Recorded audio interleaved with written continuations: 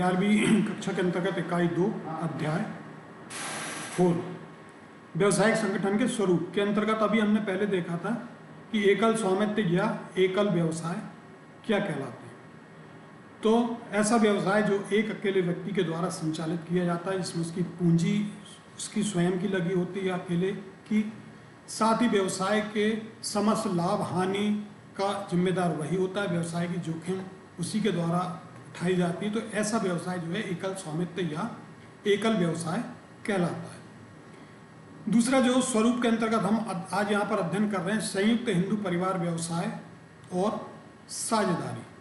तो यहाँ पर संयुक्त हिंदू परिवार व्यवसाय क्या है, उसकी विशेषताएं क्या हैं, उसके गुण व दोष क्या हैं, साथ ही साझेदारी का अर्थ व परिभाषा, साझेदारी क्या है, साझेदारी की विशेषताएं क्या हैं, साझेदारी के गुण व दोष, इनका अध्ययन यहाँ पर हम करेंगे इन दो बिंदुओं का, जिसमें संयुक्त हिंदू परिवार व्यवसाय और साझेदारी व्यावसायिक संगठन स्वरूप के अंतर्गत।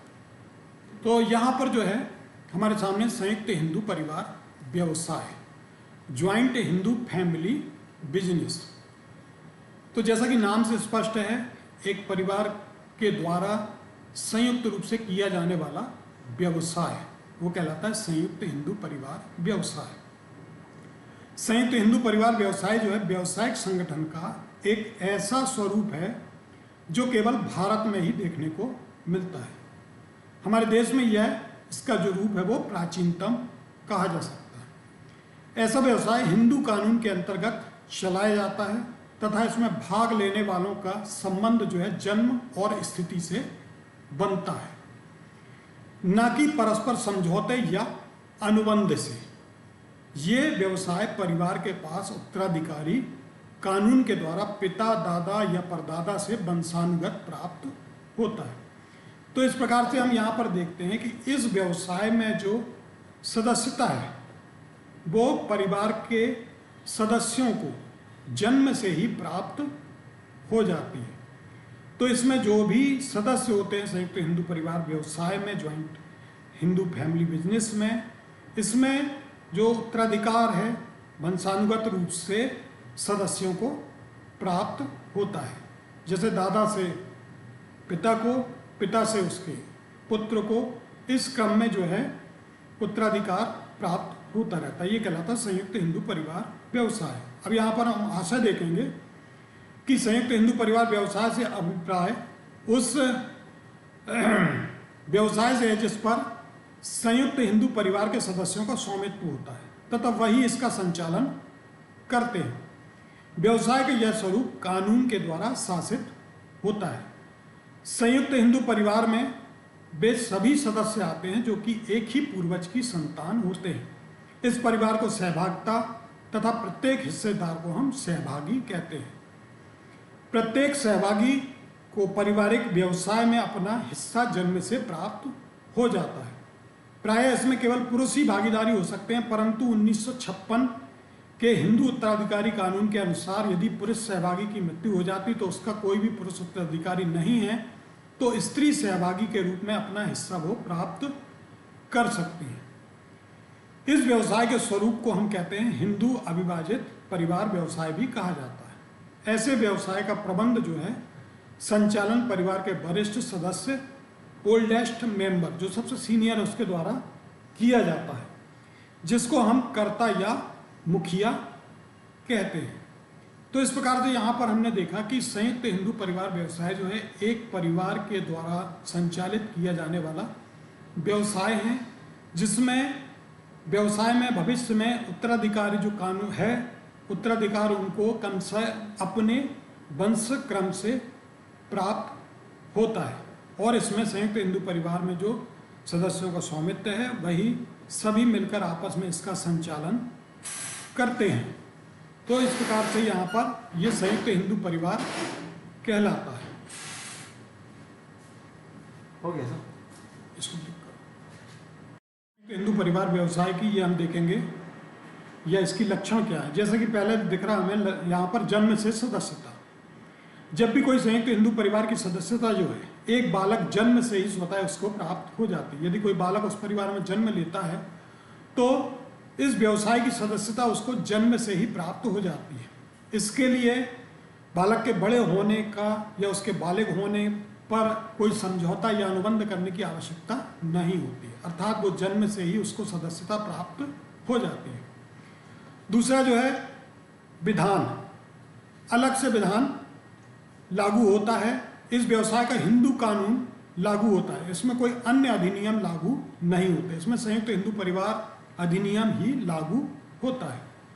फिर प्रबंध की व्यवस्था जो है, इसमें व्यवसाय का प्रबंध जो है परिवार के मुखिया या कर्ता के द्वारा किया जाता है, या सबसे बड़ा मेंबर जो सदस्य उस परिवार का है उसके द्वारा किया जाता है, और उसी का इस संपूर्ण व्यवसाय पर पूर्ण नियंत्रण होता है।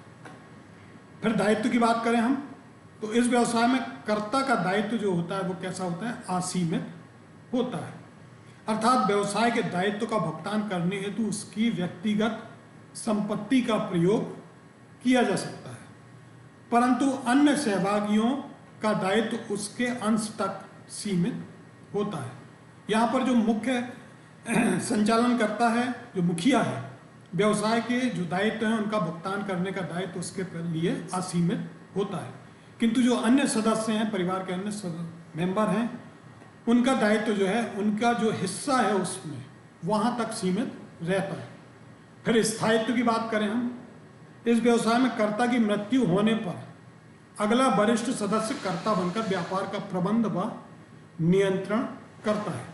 इस प्रकार व्यवसाय में स्थायित्व बना रहता है। यदि परिवार का मुखिया जो व्यवसाय का संचालन कर रहा है, यदि वो हट जाता है, उसकी मृत्यु हो जाती है, तो उसके बाद जो नेक्स्ट वरिष्ठ सदस्य है वो उस व्यवसाय का कर्ता बनकर उसका संचालन करता है। इसके पश्चात पंजीकरण,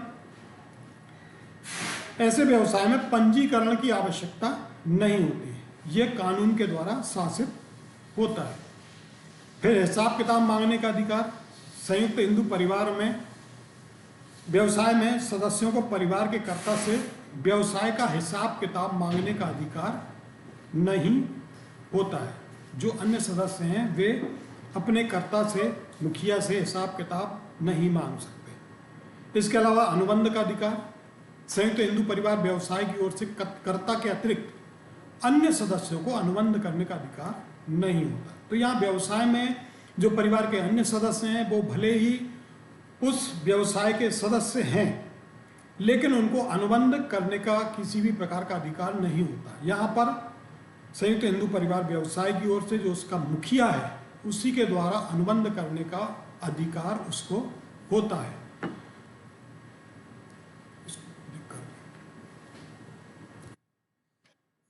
स्वरूप में तीसरा बिंदु हमारे सामने आता है साझेदारी। पहला बिंदु जो हमने देखा था एकल स्वामित्व वाला व्यवसाय, दूसरा बिंदु हमने देखा था संयुक्त हिंदू परिवार व्यवसाय। अब यहाँ पर तीसरा बिंदु जो आता है वो है साझेदारी, पार्टनरशिप। पार्टनरशिप क्या है?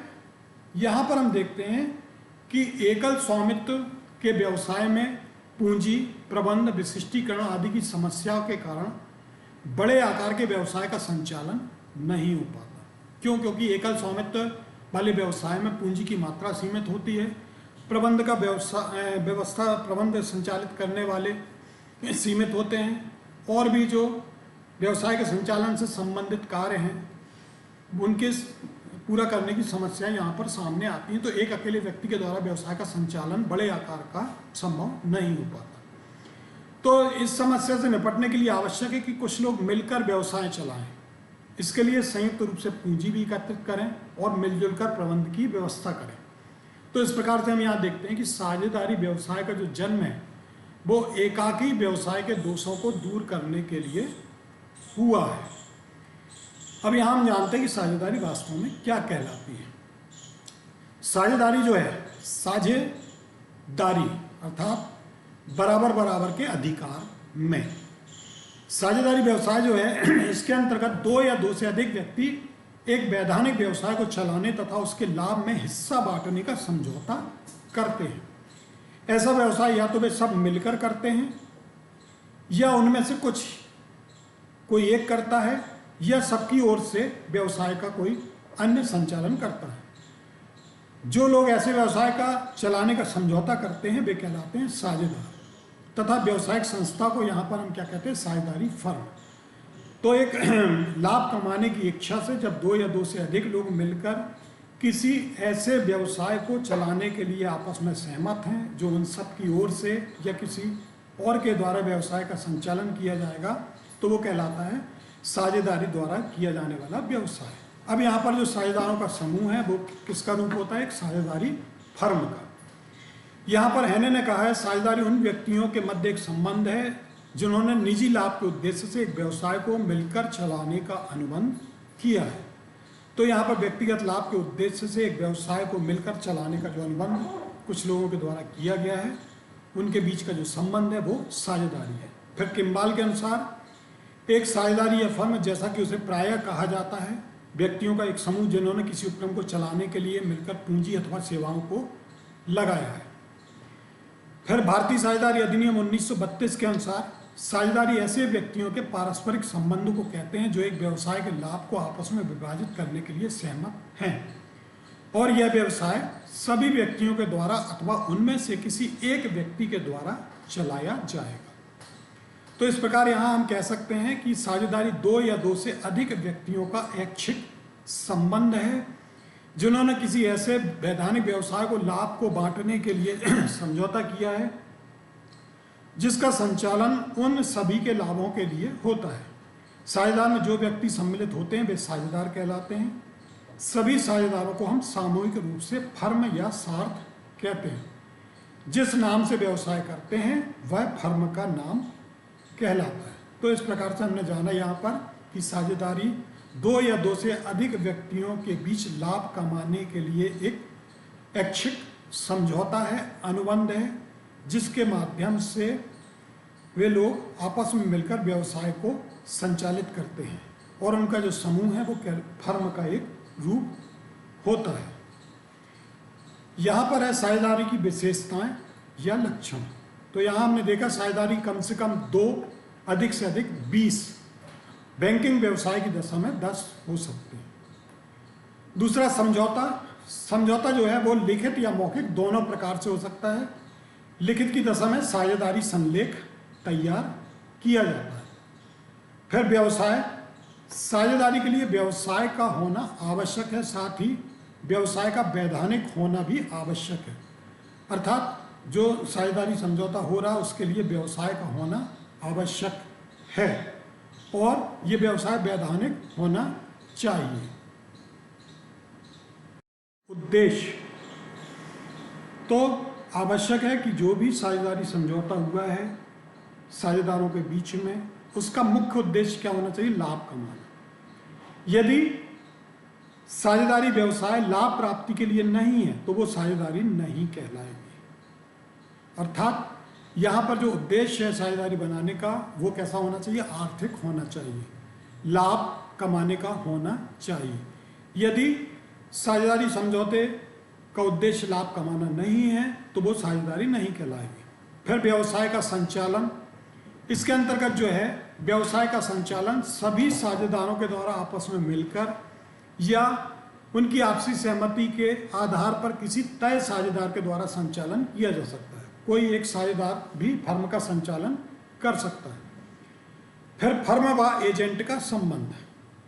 साझेदार और फर्म, इन दोनों के बीच में फर्म और एजेंट का आपस में संबंध होता है। अर्थात प्रत्येक साझेदार के द्वारा जो कार्य किया जाता है वो फर्म के द्वारा किया गया माना जाता है, और वहीं जो कार्य फर्म की ओर से किया जाता है वो साझेदारों की ओर से किया गया माना जाता है। अर्थात यहाँ पर फर्म व एजेंट का आपस में संबंध होता है। फिर असीमित दायित्व। यहाँ पर साझेदारों का जो दायित्व है उसके द्वारा लगाई गई पूंजी तक सीमित नहीं रहता, बल्कि दायित्व की पूर्ति के लिए व्यक्तिगत संपत्ति को भी प्रयोग में लाया जा सकता है। और यदि भविष्य में व्यवसाय में कोई नुकसान होता है तो साझेदारों के द्वारा जो पूंजी लगाई गई है वो नुकसान पूंजी तक सीमित नहीं रहता, बल्कि उसकी पूर्ति उसकी व्यक्तिगत संपत्ति से भी की जा सकती है। तो वो है असीमित दायित्व। इसके बाद हित का हस्तांतरण। कोई भी साझेदार अपनी मर्जी से बगैर अन्य साझेदारों की सहमति से अपने हित का हस्तांतरण अर्थात अपनी हिस्सेदारी किसी और को नहीं दे सकता, अर्थात वो अपने हित का हस्तांतरण जो है वो किसी और को नहीं कर सकता। तो यहाँ पर हमने जो है, यहाँ पर जाना हमने साझेदारी की विशेषताएं। अब इसके बाद है साझेदारी के गुण या साझेदारी के महत्व। तो यहाँ पर जो है पहली चीज जो है, एक साझेदारी फर्म की स्थापना करना कैसी होती है? सरल होती है। संस्था की स्थापना सरलता से किसी कानूनी व्यवधान के की जा सकती है। इसकी स्थापना में कम से कम व्यय होता है। फिर कुशलताओं का एकत्रीकरण, इसके अंतर्गत दो या दो से अधिक व्यक्ति आपस में मिलकर अपनी साधन, पूंजी, योग्यता, अनुभव व ज्ञान का उपयोग मिलकर करते हैं, जिससे साधनों का तथा कुशलताओं का एकत्रीकरण हो जाता है। फिर लोचशीलता, साझेदारी में लोचता पाई जाती है, अर्थात इसमें आवश्यकता अनुसार परिवर्तन कर सकते हैं। यदि पूंजी की कमी है तो एक्स्ट्रा साझेदारों के द्वारा पूंजी लगाई जा सकती है। फर्म का स्थान यदि हमें बदलना है, स्थान बदल सकते हैं। व्यवसाय का आकार हमें बढ़ाना है, उसका क्षेत्र बढ़ाना है, या उसके उद्देश्य में किसी प्रकार का परिवर्तन करना है तो ये हम कर सकते हैं। फिर जोखिम की बहनीता, साझेदारों में व्यवसाय की जोखिम का बंटवारा सभी साझेदारों में किया जाता है, अर्थात जो भी नुकसान होगा, व्यवसाय की जोखिम है, वो सभी में बराबर रूप से बंटवारा किया जाएगा।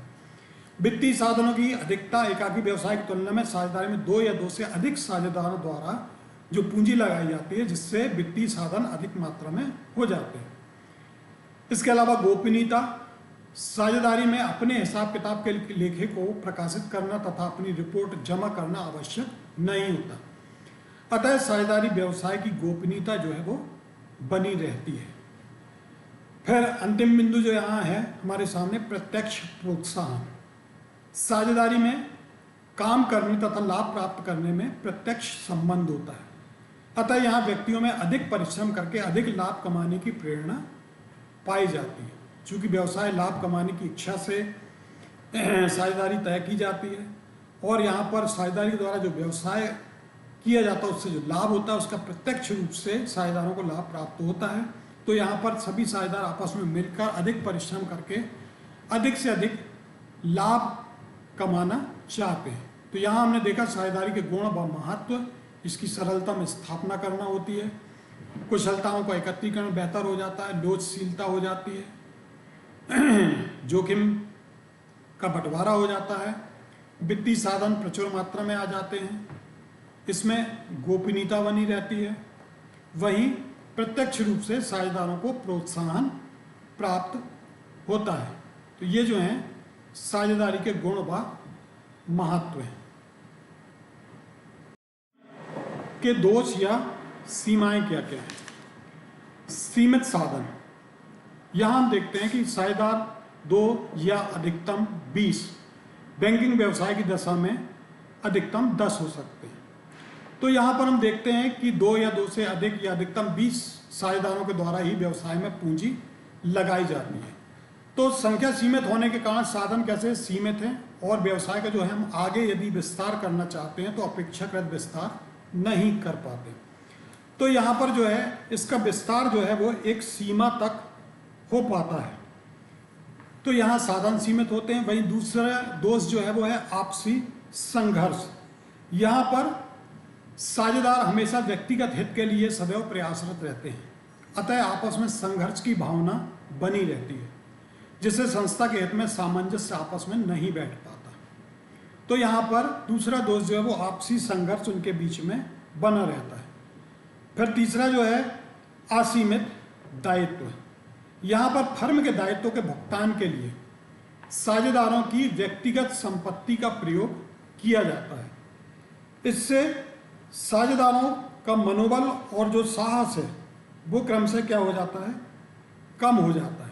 तो यहाँ पर असीमित दायित्व होने के कारण भी जो है साझेदारों का मनोबल कम होता है। यदि भविष्य में कोई नुकसान होता है तो साझेदारों की व्यक्तिगत संपत्ति का प्रयोग उसके लिए किया जा सकता है। फिर इसके अलावा निरंतरता में कमी। फर्म में जो मौजूदा साझेदार हैं उनमें से यदि कोई साझेदार की मृत्यु हो जाती है, या कोई दिवालिया हो जाता है, या पागल हो जाता है, या कोई साझेदार अवकाश ग्रहण कर लेता है, तो ऐसी स्थिति में साझेदारी क्या होती है, टूट जाती है, अनुबंध वहां पर समाप्त हो जाता है। वहीं कभी कभी कोई एक साझेदार फर्म के समापन की मांग करता है तो भी साझेदारी समाप्त हो जाती है। अर्थात जो है इसमें निरंतरता बनी रहे ऐसा कहना उचित नहीं है। निरंतरता में अनिश्चितता बनी रहती है, कोई भी कारण हो सकते हैं। एक साझेदार के अलग होने से भी साझेदारी अनुबंध समाप्त हो जाता है। फिर बड़े उद्योगों के लिए अनुपयुक्त है ये।